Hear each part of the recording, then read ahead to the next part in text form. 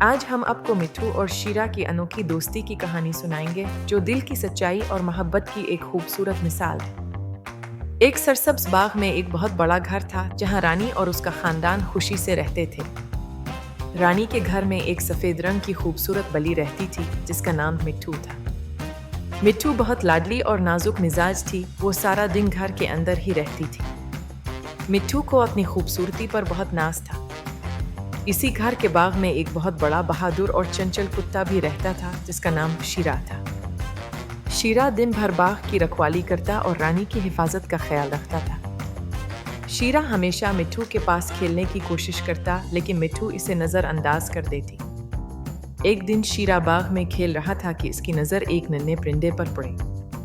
وہ پرندہ پھندے میں پھنسا ہوا تھا اور اپنی جان بچانے کی کوشش کر رہا تھا۔ شیرا فوراً اس کی مدد کرنے کے لیے دوڑا لیکن پھندا اس قدر مضبوط تھا کہ شیرا اسے نہیں کھول پایا۔ شیرا نے اپنی مدد کے لیے مٹھو کو آواز دی لیکن مٹھو نے اسے دیکھ کر نظر انداز کر دیا۔ شیرا نے ہمت نہیں ہاری اور اس پرندے کو بچانے کی کوشش کرتا رہا۔ اسی دوران رانی وہاں سے گزری اور اس نے شیرا کو دیکھا کہ وہ پرندے کی مدد کر رہا ہے۔ رانی نے فوراً شیرا کی مدد کی اور پرندے کو آزاد کر دیا۔ مٹھو نے یہ سب کچھ اپنی آنکھوں سے دیکھا اور اس پر بہت شرمندہ ہوئی۔ اسے احساس ہوا کہ وہ کتنی خود غرض ہے۔ اس نے شیرا سے معافی مانگی اور اسے دوستی کے لیے راضی کر لیا۔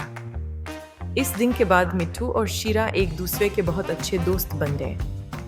مٹھو اب شیرا کے ساتھ باغ میں کھیلنے جاتی اور شیرا بھی اس کا بہت خیال رکھتا۔